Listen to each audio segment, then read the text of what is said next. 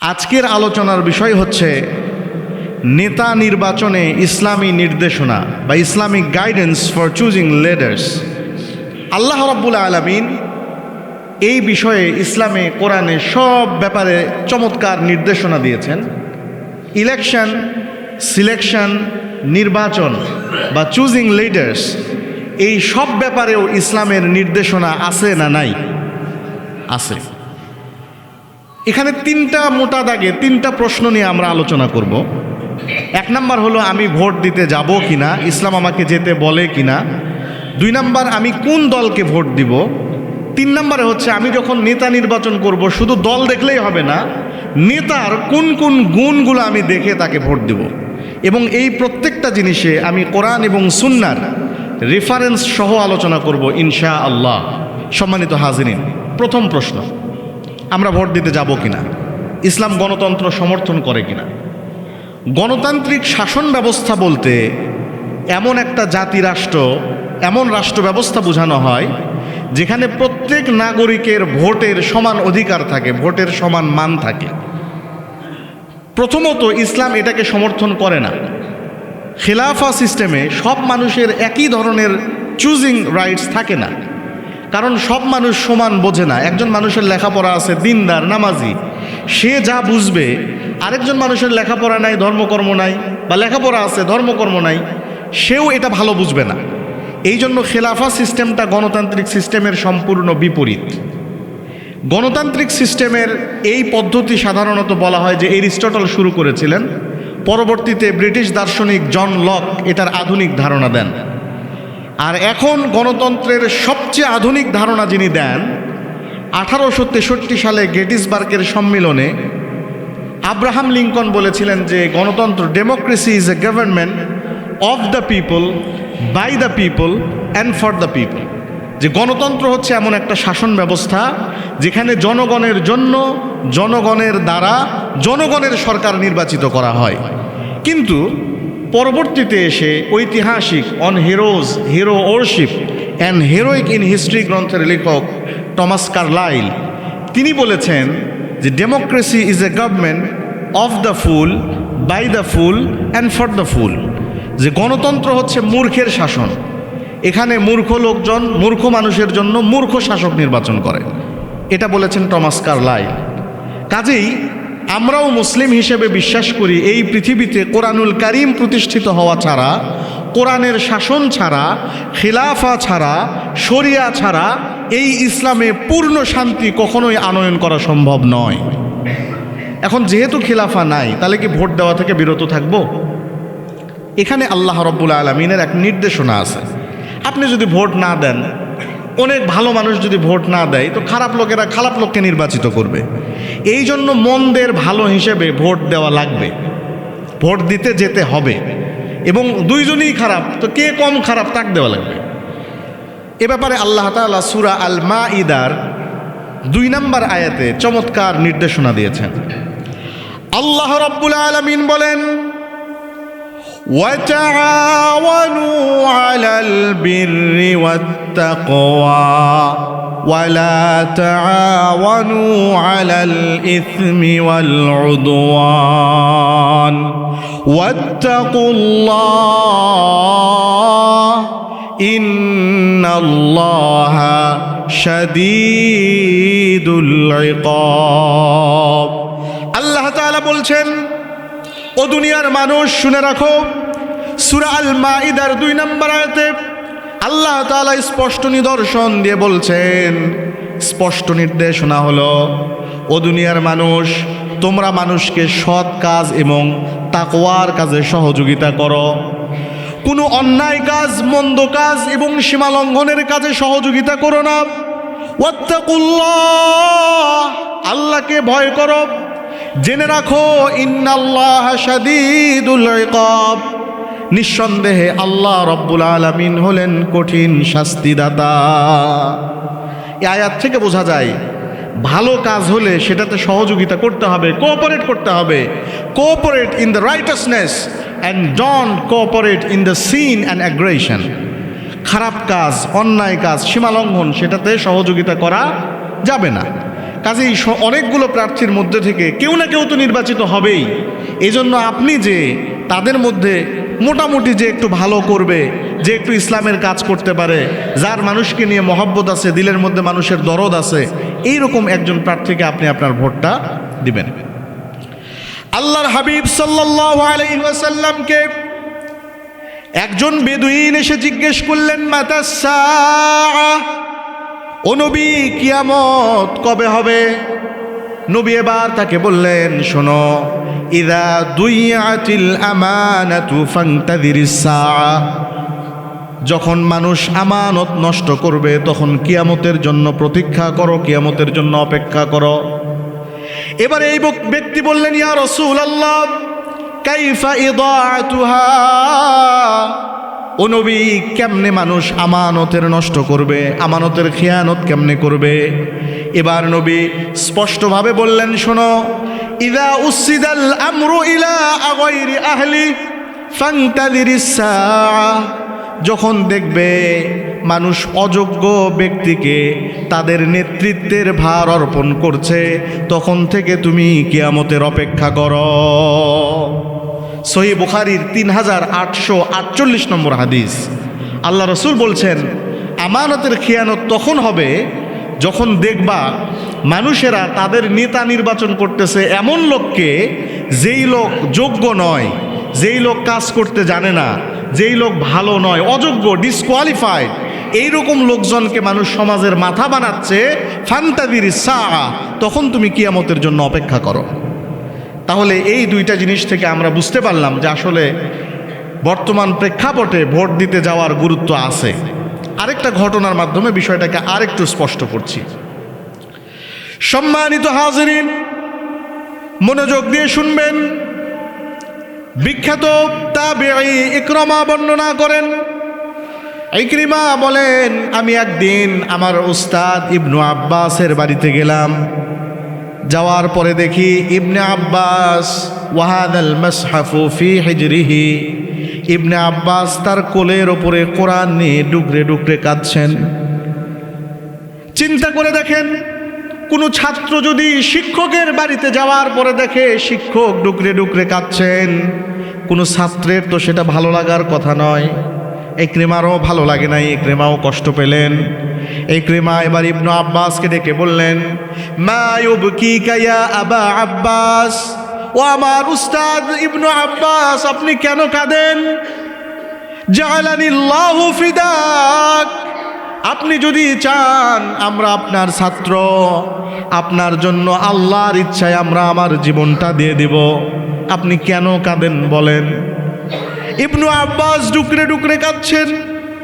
কাঁদতে কাঁদতে ইবনু আব্বাস বললেন, শোনো, হাউলাইল ওয়ারাকাত, আমার কোলের ওপরে যে কোরআনুল কারীম দেখছো, এই কোরআনুল কারীমের আয়াতগুলোর কারণে আমি কাঁদি। ইকরিমা এবার কোরআনের দিকে তাকালেন, দেখেন ইবনু আব্বাস সূরা আরাফের 164 নম্বর আয়াত তিলাওয়াত করছেন। বলেন তো ভাই, কত নম্বর আয়াত? সূরা আরাফের 164 নম্বর আয়াত তিলাওয়াত করছেন। এই আয়াতে আল্লাহ তাআলা বনি ইসরাইলদেরকে শনিবারের ঘটনা বর্ণনা করেছেন। শনিবারের ঘটনাগুলো হলো, নবী দাউদ শনিবারে জাবুর তেলাওয়াত করতেন। জাবুরের তেলাওয়াত শোনার জন্য সমুদ্রের মাছেরা সমুদ্রের কিনারে চলে আসতো, মাছগুলো পানির ওপরে ভাসতো। তখন সমাজের কিছু মানুষ মনে করলো, সারা সপ্তাহ মাছ ধরার জন্য সমুদ্রের গভীরে যেতে হয়, কষ্ট হয়, আমরা এত কষ্ট করতে পারবো না। শনিবারের দিন মাছ যেহেতু পানির কাছে চলে আসে, আমরা এই দিন মাছ ধরব, তাহলে আর সারা সপ্তাহ কষ্ট করতে হবে না। আল্লাহ রাব্বুল আলামিন বিধান নাজিল করলেন, শোনো, শনিবারে যেই মাছেরা সমুদ্রের তীরে আসে, এই মাছেরা মূলত জাবুরের তেলাওয়াত শোনার জন্য আসে, তোমাদের জন্য আসে না। সুতরাং শনিবারে কোনো মাছ ধরা যাবে না। এই বিধান যখন নাজিল হলো, তারা তো শোনার পাত্র নয়। তাদেরকে শয়তান এসে এবার কুমন্ত্রণা দিল, ইন্নামা নাহাইতুম আন আকলিহা ইয়াউমুস সাবতি। তারা বলল, আরে বোকা, আল্লাহ তো তোমাদেরকে শনিবারে মাছ খাইতে নিষেধ করছেন, ধরতে তো মানা করেন নাই। ফাখুযুহা ফি, তোমরা শনিবারে মাছ ধরো, ওয়াকুলুহা ফি গায়রিহি মিনাল আইয়াম, এবং অন্য দিনগুলোতে মাছ খাও। এবার তারা এই বুদ্ধি শুরু করলো, শনিবারে যখন মাছেরা জাবর শোনার জন্য সমুদ্রের তীরে আসে, এরা জাল দিয়ে মাছগুলোকে আটকায় ফেলে, রবিবার, সোমবার, মঙ্গলবার এখান থেকে ধরে ধরে খায়। এবারে এই সমাজের মানুষ 3 ভাগে ভাগ হয়ে গেল। জোরে বলেন কয় ভাগে? আরও জোরে বলেন কয় ভাগে? 3 ভাগে ভাগ হয়ে গেল।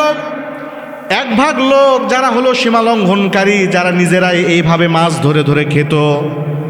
আরেক দল লোক তৈরি হলো, যাদেরকে বলা হয়েছে ইয়াসসিরুন, এরা মাছ ধরেও নাই, তাদেরকে মানাও করে নাই। তারা বলছে বাবা যার কাজ সে করে, আমরা আল্লাহর ইবাদত করলাম, আমরা বাঁচে গেলাম, আমরা কাউকে মানা করতে পারবো না, ঝামেলায় যেতে পারবো না। 3 নম্বরে আরেকটা দল, যাদেরকে আল্লাহ তাআলা বলেছেন আইম্মুন, ডানপন্থী দল। এই আইম্মুন যারা, তারা এই সীমালঙ্ঘনকারীদেরকে নিষেধ করলো, ভাইয়ারা আল্লাহ তোমাদেরকে এই মাছ ধরতে নিষেধ করেছেন, তোমরা কেন মাছ ধরছো, তোমরা মাছ ধরো না।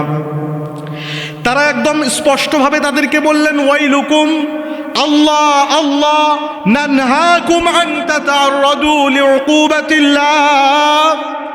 তারা বললেন শোনো ওয়াইলুকুম, তোমাদের ধ্বংস, নানহাকুম, আমরা তোমাদেরকে নিষেধ করছি, তাতাআররাদু লিউকুবাতিল্লাহ, শনিবারে মাছ ধরে তোমরা যে সীমালঙ্ঘন করছো, এই সীমালঙ্ঘন তোমরা বন্ধ করে দাও।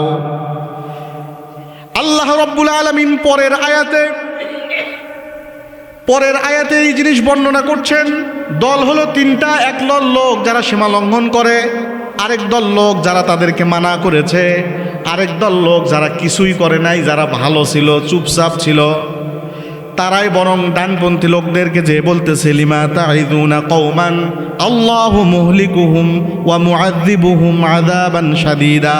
তারা যে আরো ভালোদেরকে বলছে তোমরা এদেরকে মানা করো কেন, মানা করে তো কোনো লাভ নাই, এরা তো এই কাজ করবেই, সুতরাং চুপ থাকো। তারা নিষেধ করতে, অন্যায় কাজে বাধা দিতে মানা করছে।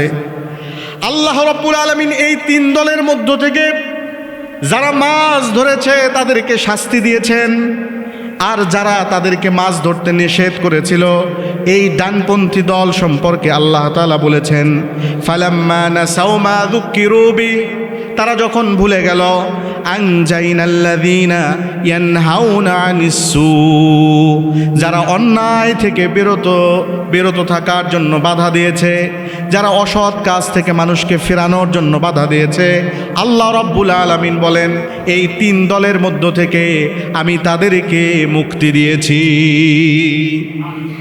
3 দলের মধ্য থেকে মুক্তি পেলেন যারা মানুষকে অন্যায় দেখার পরে মানা করছেন যে ভাই এটা করো না, এইটুকু যারা বলছেন আল্লাহ তাদেরকে মুক্তি দিয়েছেন। ইবনু আব্বাস এবার কাঁদতে কাঁদতে বললেন আমাদের সমাজেও তো আমি অনেক অন্যায় দেখি, কিন্তু আমরা তো মানুষকে নিষেধ করি না, আমরা মনে করি ওর কাজ ও করতেছে, ওর হিসাব ও দেবে, আমি তো রাস্তা দিয়ে চলে যাই, আমি তো আমার মুসলমান ভাইকে মানা করি না, নিষেধ করি না। যদি আল্লাহ আমাকে কিয়ামতের দিন ধরেন তাহলে আমি তো এই 3য় দলের মতো মুক্তি পাব না। কাজী আমি যেন মুক্তি পাই এজন্য মানুষকে নিষেধ করতে হবে, এটা দেখে দেখে আমি কাঁদতেছি। সম্মানিত হাজিরিন, এই 3টা জিনিস থেকে প্রতীয়মান হয় যে বর্তমান সময়ে নেতা নির্বাচনের ক্ষেত্রে ভোট যেহেতু একটা মাধ্যম, সুতরাং ভোট দিতে যেতে হবে। 2 নম্বর প্রশ্ন হচ্ছে আমরা কোন দলকে ভোট দেব, কোন মার্কাকে ভোট দেব? আল্লাহ তাআলা কোরআনুল কারীমে কোনো মার্কা, কোনো দল এরকম কোনো কিছু উল্লেখ করেন নাই। আল্লাহ তাআলা কোরআনুল কারীমের মধ্যে 4টা বৈশিষ্ট্যের কথা বলেছেন। জোরে বলেন কয়টা বৈশিষ্ট্য?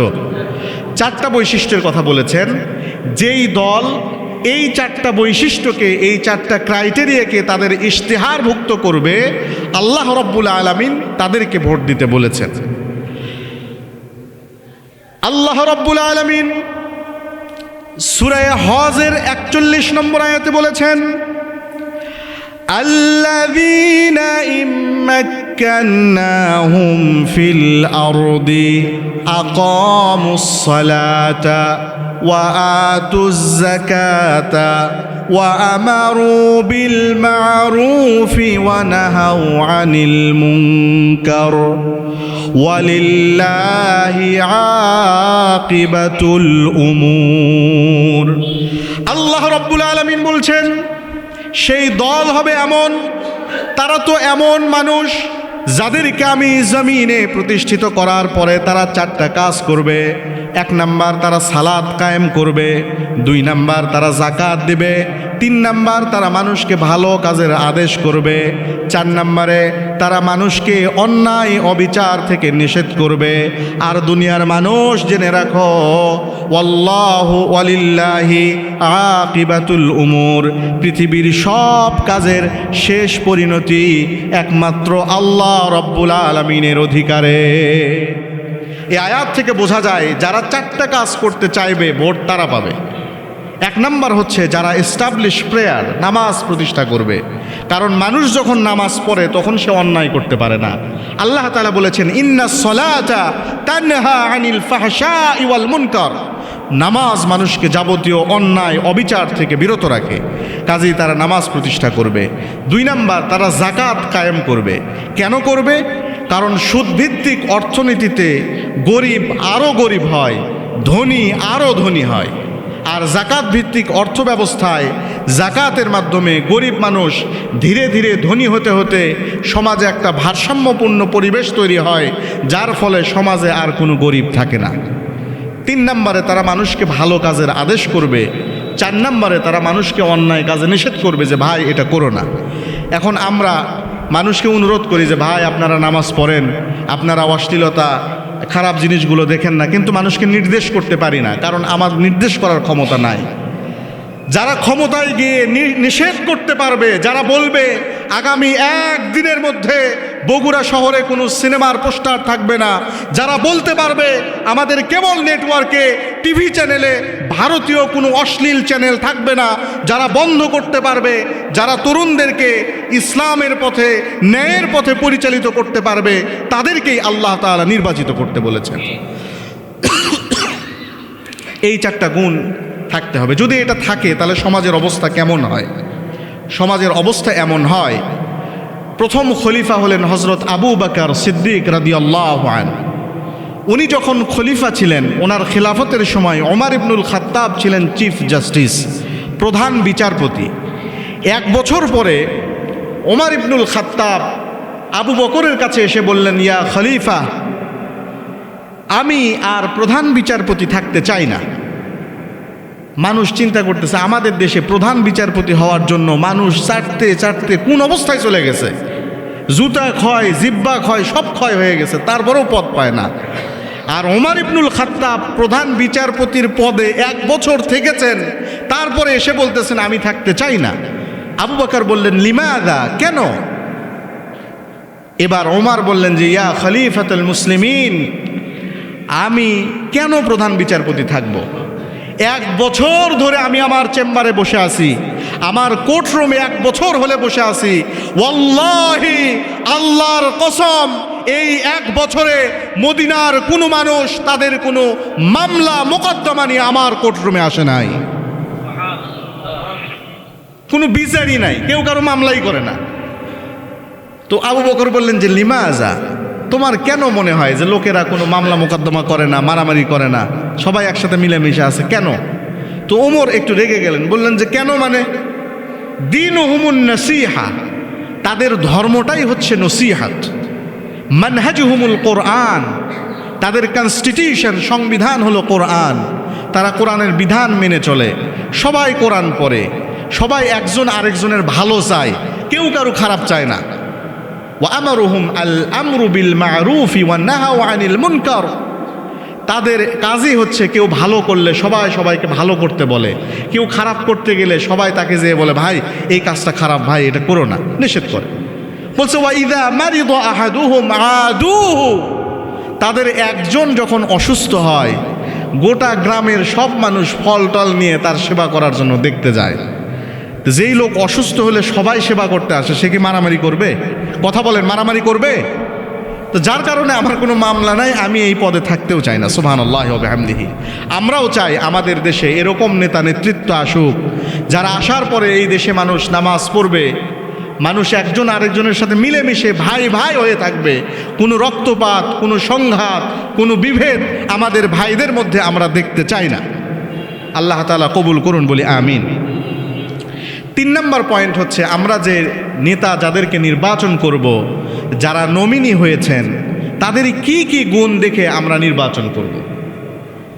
1 নম্বর বিষয় হচ্ছে, যারা সৎকর্মশীল হবেন, নির্বাচিত হওয়ার পরে দিনদার হবেন। আগে নামাজি ছিলেন, নির্বাচিত হওয়ার পরে নামাজ বেশি করে পড়বেন।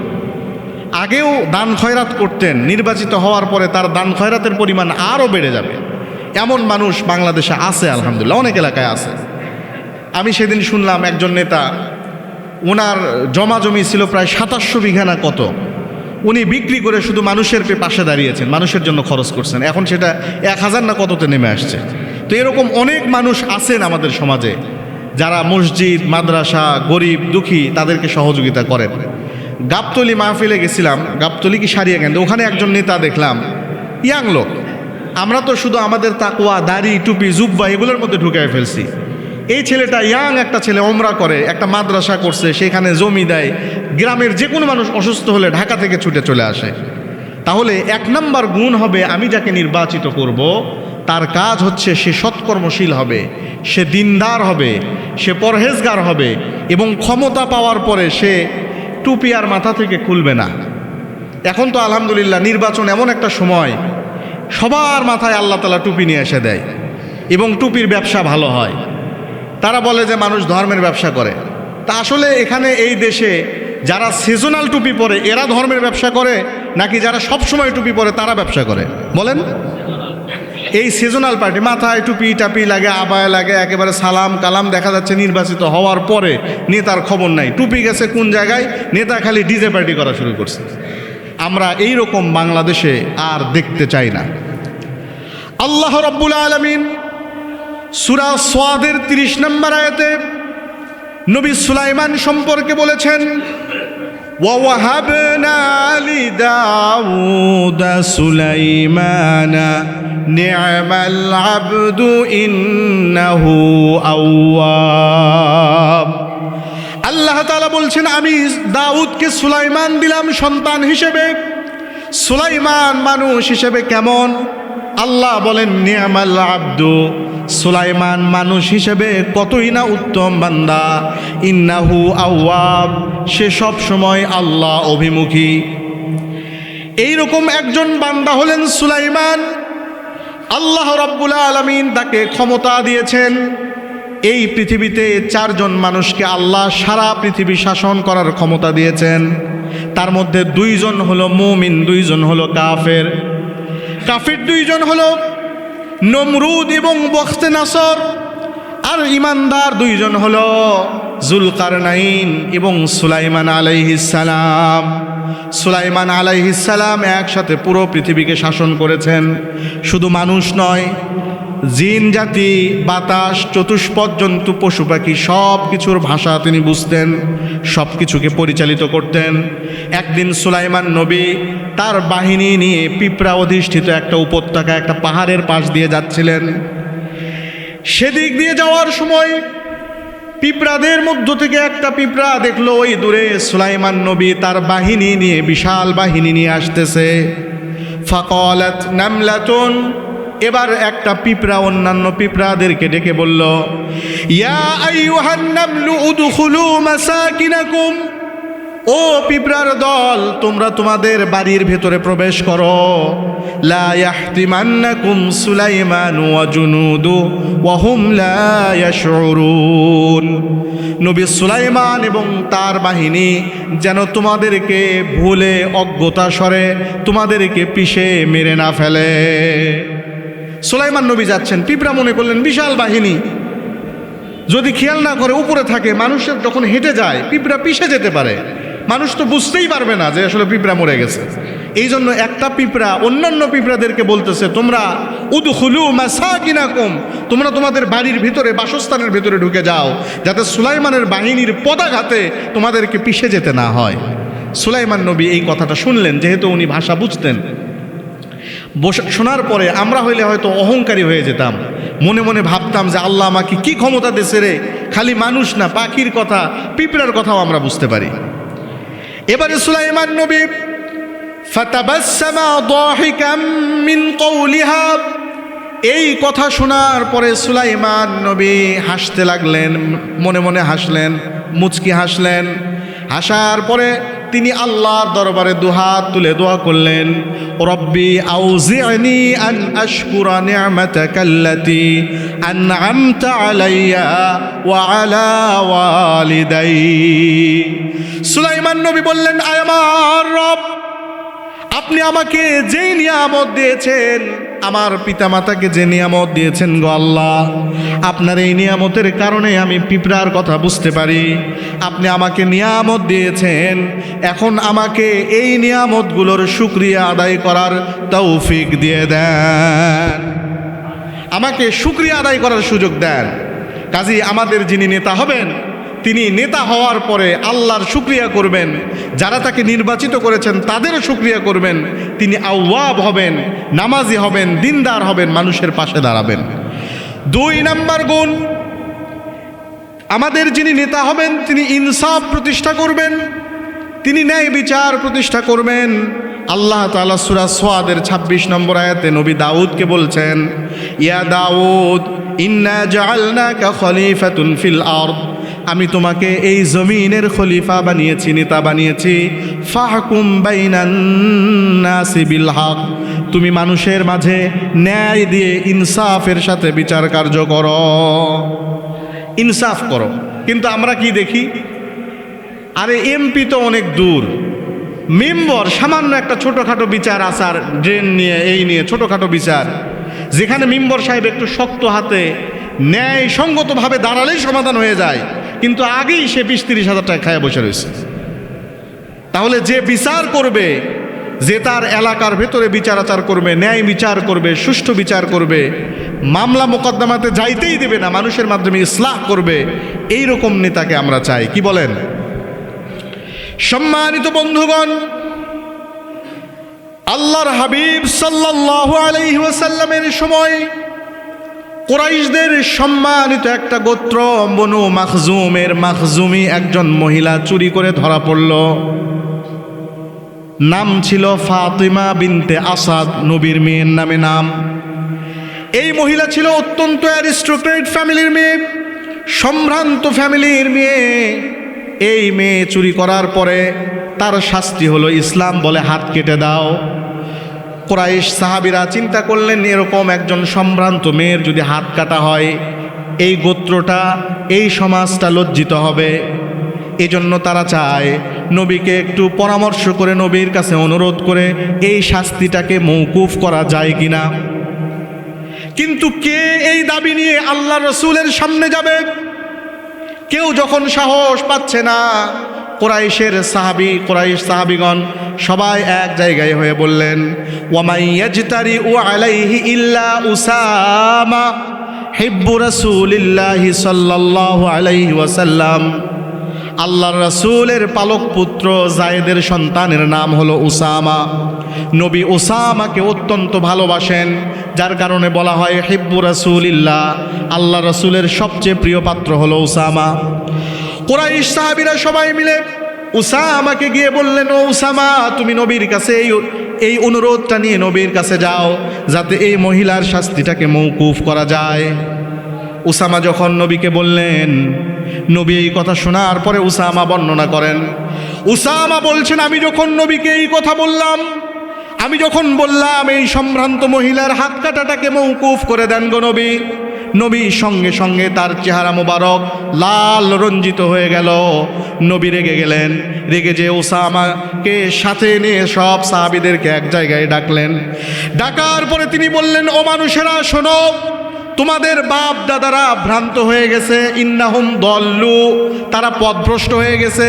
তার কারণ হলো তারা যখন বিচার করত, কোনো সম্ভ্রান্ত সম্মানী মানুষের বিচার করলে, ধনী মানুষের বিচার করলে তারা বিচারটাকে হালকাভাবে করত, বিচারের শাস্তি মওকুফ করে দিত। আর যখন কোনো গরিবকে তারা ধরত, তারা তাকে কঠোর শাস্তি দিত। আমরাও যদি আজকে আমাদের সমাজের দিকে দেখতে পাই, আমরাও দেখি এই সমাজে যারা প্রভাবশালী, এই সমাজে যাদের টাকা পয়সা আছে, শত অন্যায় করার পরেও তারা কেমনে কেমনে জামিন পেয়ে যায়। কিন্তু একজন দরিদ্র মানুষ, গরিব মানুষ, সাধারণ মানুষ যদি ভুলেও জেলে যায়, সারা জীবন ওর জেল খাটা লাগে। আল্লাহর নবী উসামাকে ডাক দিয়ে বললেন, উসামা শোনো, লাউ আন্না ফাতিমাতা বিনতা মুহাম্মদ সারাকাত লাকাতাতু ইয়াদাহা, যদি আমি মুহাম্মদ, আমার মেয়ে ফাতিমাও যদি চুরি করত, আইমুল্লাহ, আল্লাহর কসম করে বলি, আমি মুহাম্মদ আমার মেয়ে ফাতিমারও হাত কেটে দিতাম। এর নাম হলো ন্যায় বিচার। কিন্তু সেই জাস্টিস কি আমাদের এখানে আছে? নাই। যারা ন্যায় বিচার করতে পারবেন এরকম লোককে আমরা নেতা নির্বাচিত করব। আমাদের তো এমন নেতাও ছিলেন, আমাদের একজন ক্লাউন রাষ্ট্রপতি ছিলেন। উনি সারা দেশের বিভিন্ন বিশ্ববিদ্যালয়ে যে সমাবর্তনগুলোতে প্রিয়াঙ্কা চোপড়ার গল্প শোনাতেন, আর তার কাজই হলো তার ক্ষমতা বলে যত ধর্ষক, খুনি, নির্যাতক যারা রয়েছে, জুলুমবাজ যারা রয়েছে, তাদের যখন ফাঁসি হতো, এই ক্লাউন রাষ্ট্রপতির কাজই ছিল সেই ফাঁসি দণ্ডপ্রাপ্ত আসামিদেরকে নিজ ক্ষমতা বলে ক্ষমা করে দেওয়া। আমরা এরকম দেখতে চাই না, আমরা এই সমাজে ন্যায় বিচার দেখতে চাই। আলা লাহুল খালকু ওয়াল আমর, আল্লাহ তাআলা বলেছেন, ইন্নাল্লাহা ইয়া'মুরু বিল আদলি ওয়াল ইহসান। আল্লাহ আদল চান, ইহসান চান। আমি ছোট করে সংক্ষেপে তাদের অন্যান্য বৈশিষ্ট্যগুলো বলেই শেষ করব। তাদের 3 নম্বর বৈশিষ্ট্য হচ্ছে তারা ঘুষ খাবে না। নবী সুলাইমানকে বিলকিস রানী ঘুষ দিছিলেন, নবী সুলাইমান সেটাকে গ্রহণ করেননি। আমাদের যিনি নেতা হবেন, ঘুষ খাবেন না। যে টাকা দিয়ে রাস্তা করার কথা সেই টাকা দিয়েই উনি রাস্তা করবেন। রাস্তার টাকা দিয়ে ওনার বাড়ি 3 তলা থেকে 4 তলা করবেন না যিনি, তাকে আমরা নির্বাচিত করব। 4 নম্বর, এমন নেতা যিনি দুষ্টের দমন করবেন, শিষ্টের পালন করবেন, যিনি ভালো লোকদেরকে সাথে রাখবেন, যারা খারাপ করে, অন্যায় করে, যারা সন্ত্রাসী কর্মকাণ্ড করে, এইরকম লোককে উনি তার পাশে থাকতে দেবেন না। এইরকম নেতাকে আমরা নির্বাচিত করব। সর্বশেষ, আমাদের যিনি নেতা হবেন তিনি মানুষের দরদ বুঝবেন, মানুষের কষ্ট বুঝবেন, মানুষের পাশে থাকবেন, তাকে ডাকলে পাশে পাওয়া যাবে। এই গুণগুলো আমরা যার ভেতরে দেখব, আমরা আমাদের ভোট তাকেই দেব ইনশাআল্লাহ। সবশেষে আমরা আল্লাহর কাছে দোয়া করি, আল্লাহ রাব্বুল আলামিন এই নির্বাচন নিয়ে কোনো সহিংসতা, আমাদের ভাইদের মধ্যে কোনো রক্তপাত, কোনো দ্বন্দ্ব আমরা দেখতে চাই না। বরং যিনি উঠবেন তিনি ইনসাফের ভিত্তিতে, কোরআনুল কারীমের ভিত্তিতে আমাদেরকে পরিচালিত করবেন ইনশাআল্লাহ। এই রকম লোককে আমরা নেতা নির্বাচন করব।